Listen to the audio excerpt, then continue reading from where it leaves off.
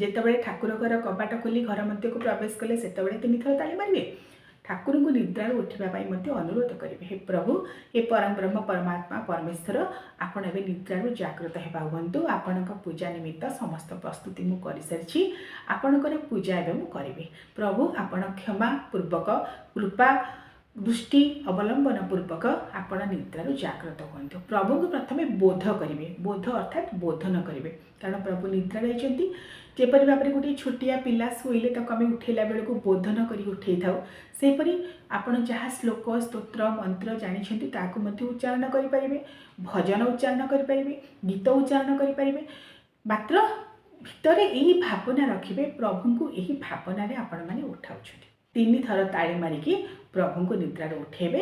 ପରଦା ଠାକୁରଙ୍କର ଯେଉଁ ଖଟୁଳି ଆପଣ ରଖିଥିବେ ସେ ଖଟୁଳି ଉପରୁ ପରଦା କାଢ଼ିବେ।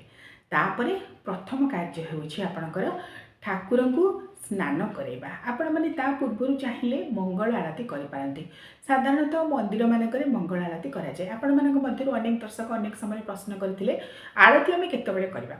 ଦର୍ଶକ ବନ୍ଧୁ, ଆପଣମାନେ ଯଦି ମଙ୍ଗଳ ଆଳତି କରିବାକୁ ଚାହୁଁଛନ୍ତି, ପ୍ରଥମେ ପହୁଡ଼ ଖୋଲିବା ପରେ ଠାକୁରଙ୍କୁ ଯେତେବେଳେ ଦର୍ଶନ କରୁଛନ୍ତି ପ୍ରଥମେ ସେହି ସମୟରେ ମଙ୍ଗଳ ଆଳତି ଆପଣମାନେ କରିପାରିବେ। କର୍ପୂରରେ କରିପାରିବେ ବା ଘିଅବତୀରେ କରିପାରିବେ, ସଳିତା ଦେଇକି କରିପାରିବେ ବା ପିଷ୍ଟକ ଆଳତି, ନଚେତ୍ କେବଳ ଶ୍ରୀବିଷ୍ଣୁଙ୍କ ନାମ ସ୍ମରଣରେ ମଧ୍ୟ ଆପଣଙ୍କର ଶରୀର ଶୁଦ୍ଧି ହୋଇଯିବ, କାରଣ ସେହି ନାମରେ ଏତେ ମାହାତ୍ମ୍ୟ ରହିଛି।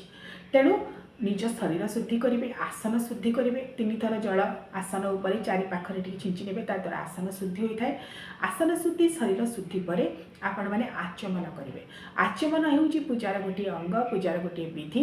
ଡାହାଣ ହାତରେ ଜଳ ନେବେ, 3 ଥର ଜଳ ନେଇ ତାହାକୁ ପାନ କରିବେ, ତାହା ଦ୍ୱାରା ମଧ୍ୟ ଶରୀର ଶୁଦ୍ଧ ହୋଇଥାଏ। ଏବଂ ହସ୍ତକୁ ମଧ୍ୟ ଏହିପରି ଭାବରେ ଧୋଇ ନେବେ।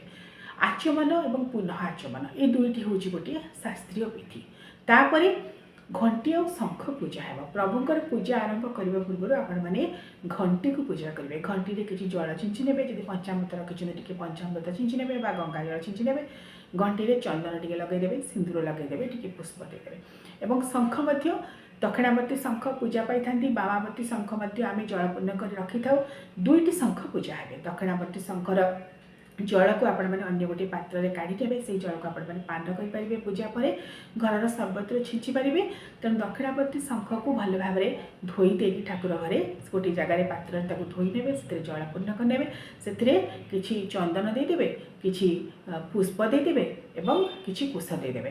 ଏବଂ ବାମାବର୍ତ୍ତୀ ଶଙ୍ଖର ଜଳକୁ ମଧ୍ୟ କାଢ଼ି ନେବେ, ଯେଉଁଟାକି ଆମର ଶ୍ରୀମନ୍ଦିରରେ ମଧ୍ୟ ପ୍ରଚଳିତ ଅଛି। ଅରୁଆ ଚାଉଳ ଚୁନା ଦହି ପକାଇ ସ୍ୱତନ୍ତ୍ର ଭାବରେ ମୋଟା ବାଟଣ ରଖି ପିଷ୍ଟକ ଆଳତି ସେମାନେ କରନ୍ତି।